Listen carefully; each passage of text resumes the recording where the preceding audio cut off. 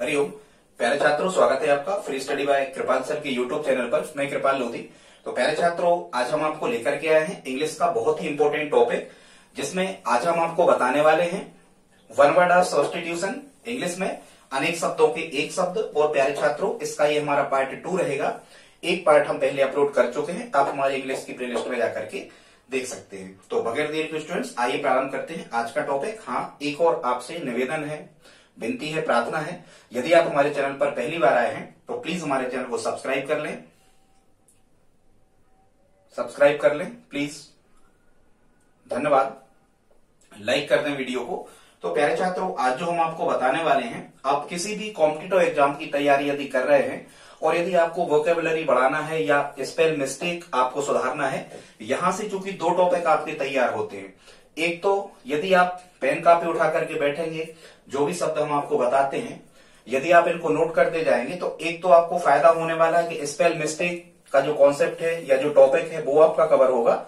और दूसरा, ये वन वर्ड है और आज हम आपको बताने वाले हैं स्त्रियों से, महिलाओं से संबंधित जो बहुत इंपॉर्टेंट शब्द हैं जो एग्जाम में पूछे जाते हैं। यहां से प्यारे छात्रों, निश्चित रूप से यहां से आपको 1 से 2 प्रश्न हर एक एग्जाम में देखने को मिलते हैं वन वर्ड। अब क्वेश्चंस कैसे आते हैं पहले हम इसको समझते हैं। जैसे ये लाइन यहाँ पर लिखी जाती है, जैसे हिंदी में लिखे आते हैं। जैसे हिंदी में लिख देते हैं कैसा कि वह स्थान जहां धरती और आसमान मिलते हुए प्रतीत होते हैं, तो अपन हिंदी में कहते हैं क्षितिज, ठीक है। या जो बहुत कुछ जानता है बहुज्ञ, जो कम जानता है अल्पज्ञ, ठीक है। तो इस टाइप से तो यहाँ ये लाइन आपको लिखी आती है, जैसे यहाँ पर लिखा है practice of having more than one husband at time. तो या तो आपको ये ब्लैंक में आएंगे, रिक्त स्थान में आएंगे, या फिर आपको वन वर्ड सीधा ऐसा पूछ देगा और यहां आपको 4 ऑप्शन नीचे लिख देगा इस लाइन के बाद में। तो आपको तय करना है कि उसको क्या कहेंगे। तो प्यारे छात्रों, ये पार्ट हमारा 2 है। फर्स्ट पार्ट भी आप देखें, सभी इंपॉर्टेंट जो है वन वर्ड वो हमने इसमें शामिल किया है, खासकर आज महिलाओं से रिलेटेड हो। तो बगैर देर हुए आइए प्रारंभ करते हैं आज का टॉपिक। प्यारे छात्रों, फर्स्ट है practice of having more than one husband at time. मतलब सबसे पहले तो आपको क्या करना होता है, इनके हिंदी में अर्थ निकालना होते हैं सेंटेंसेस के।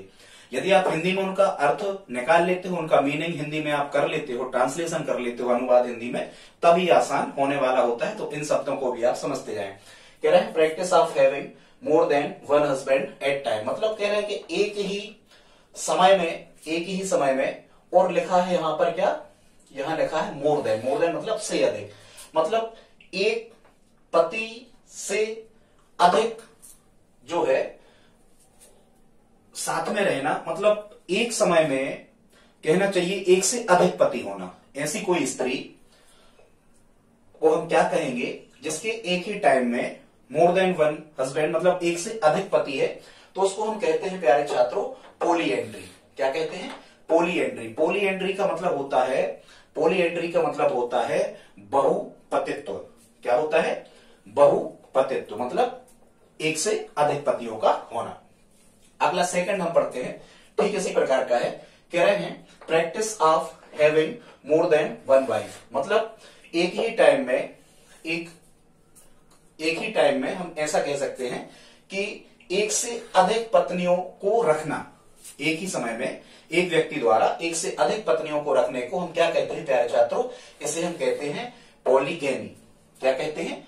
पॉलीगैमी। और जैसा कि यहाँ पॉलीएंड्री और पॉलीगैमी, हालांकि देखो ये गैमी शब्द जो लिखा है प्यारे छात्रों, गैमी का मतलब होता है विवाह। क्या होता है? विवाह। मैरिज का श्रेणम से ये पर्यायवाची है, ठीक है। तो इसको हम कहते हैं पॉलीगैमी। अब आप कैसे इसको याद रखोगे?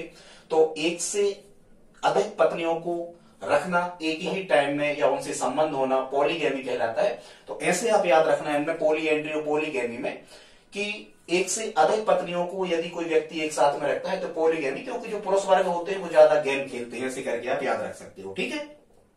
तो पुरुष रखेगा एक टाइम में एक से अधिक पत्नियों को, पॉलीगैमी। थर्ड देखते हैं, यहां पर है मर्डर ऑफ वाइफ, ठीक है। पत्नी की हत्या करने को क्या कहते हैं? उग्जोरिसाइड कहते हैं। ये पत्नी हत्या को उग्जोरिसाइड कहते हैं। एक वीडियो और देखना, हमने सभी प्रकार के मर्डर्स के बारे में आपको बताया है कि पति की हत्या, पत्नी की हत्या, भाई की हत्या, पिता माता की हत्या को क्या कहते हैं, ठीक है। 4 नंबर पे देखते हैं one who works for the welfare of the women. Welfare मतलब दान करता है। वह एक व्यक्ति जो दान करता है किसके लिए? खासकर महिलाओं के लिए, वोमेन, ठीक है, महिलाओं के लिए एक व्यक्ति जो खासकर दान करता है या महिलाओं के हित में जो व्यक्ति कार्य करता है, ऐसा भी कह सकते हैं, इसको कहा जाता है फेमिनिस्ट। क्या कहता है, क्या कहलाता है, फेमिनिस्ट, ठीक है। महिलाओं की स्थिति को सुधारने वाला व्यक्ति या महिलाओं के हित में दान करने वाला व्यक्ति क्या कहलाता है, फेमिनिस्ट, ठीक है, महिला उद्धारक, ऐसा कोई शब्द हम कह सकते हैं। 5 नंबर पे है one who extremely fond of one's wife, ठीक है, क्या कह रहे हैं, one who extremely fond of one's wife, वह एक जो अपनी पत्नी को फॉन्ड मतलब प्रेम करता है, एक्सट्रीमली बहुत अधिक, one who extremely fond of one's wife, वह एक जो अपनी पत्नी को बहुत अधिक चाहता है, बहुत अधिक प्रेम करता है, तो पत्नी प्रेमी को क्या कहा जाता है, उग्जोरियस, ठीक है, पत्नी प्रेमी व्यक्ति जो होता है अपनी पत्नी को बहुत अधिक चाहने वाला, उसे हम क्या कहते हैं, उग्जोरियस, ठीक है। ये स्पेलिंग भी आप लिखते जाएं साथ में। अगला देखते हैं 6 नंबर पे प्यारे छात्रों, वन हु हेट्स मैरिज, वह व्यक्ति जो शादी से हेट्स मतलब नफरत करता है, परहेज करता है, विवाह से परहेज करता है मतलब विवाह नहीं करना चाहता है, उसे कहते हैं माइसोगेनिस्ट। क्या कहा जाता है, माइसोगेनिस्ट, ठीक है। वो कोई गेम खेल रहा होगा इसीलिए विवाह नहीं करना चाहता, ऐसे करके आप इसको याद रख सकते हो, माइसोगेनिस्ट कहा जाता है जो व्यक्ति क्या करता है, विवाह से नफरत करता है, ठीक है, विवाह नहीं करना चाहता, माइसोगेनिस्ट।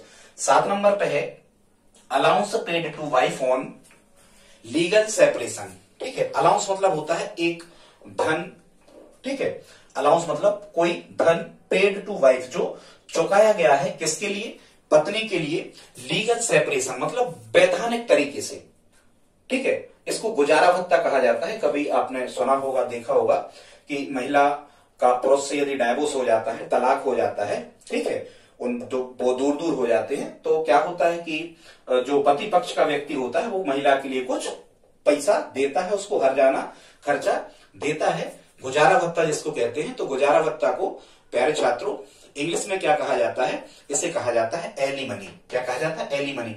यहां मनी शब्द आएगा तो आप समझ जाना कि वहां पेड लिखा है, पेड मतलब चुकाना, ठीक है। आगे देखते हैं 8 नंबर पे वन हु टीच डांसिंग, ये तो सरल है, वह एक जो डांस मतलब नृत्य सिखाता है उसे कोरियोग्राफर कहते हैं, ठीक है। ये कोरियोग्राफर की स्पेलिंग आप लिख लेना, स्पेल मिस्टेक में पूछा जाता है, ठीक है।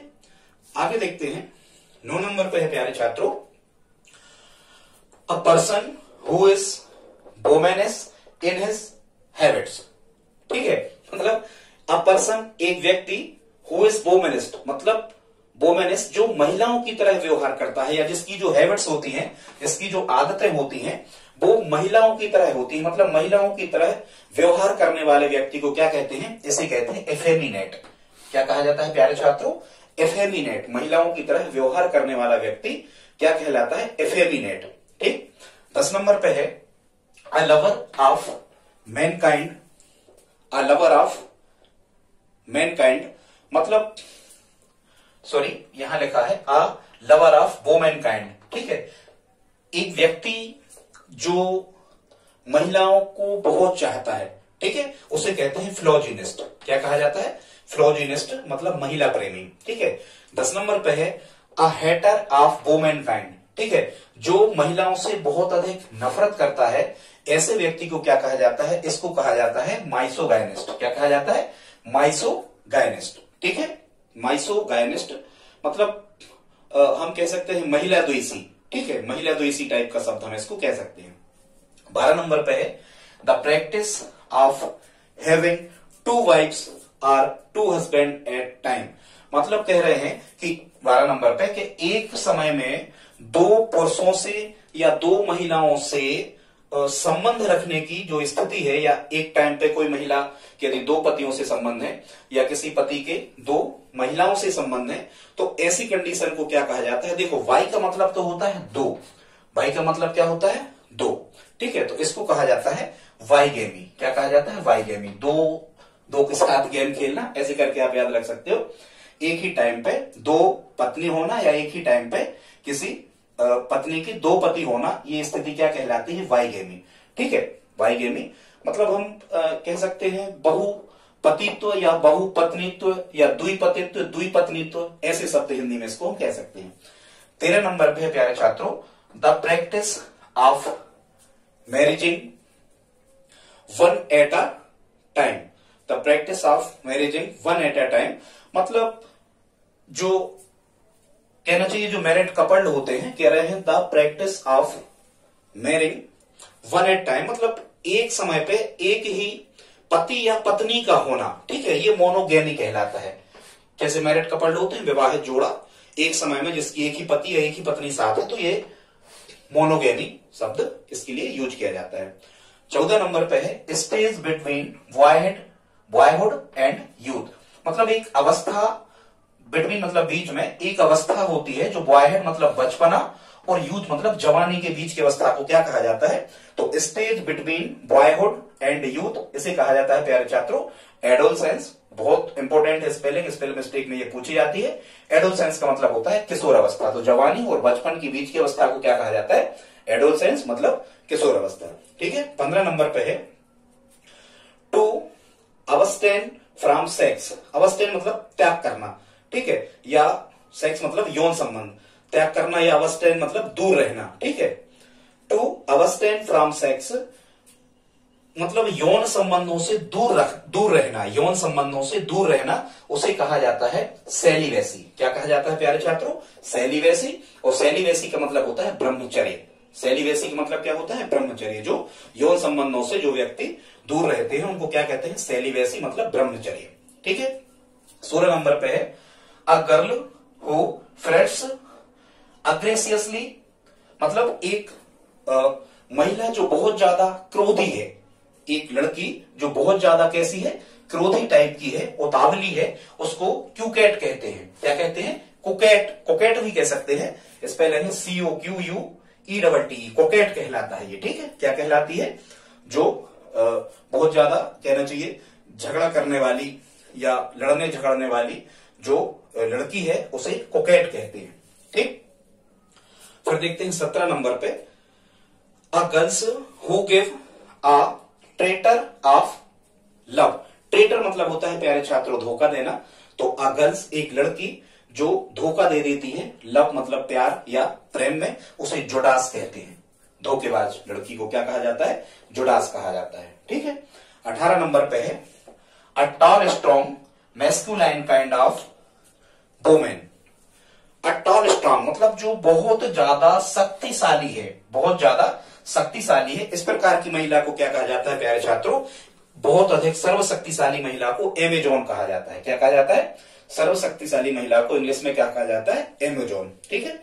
19 नंबर पे है a loud mouth head turbulent kind of women मतलब माउथ हेड मतलब अलाउड बहुत ज्यादा मुंह से कुड़ने वाली, बहुत ज्यादा मुंह से कुड़ने वाली जो महिला होती है उसको क्या कहा जाता है? उसको कहा जाता है विरागो। क्या कहा जाता है?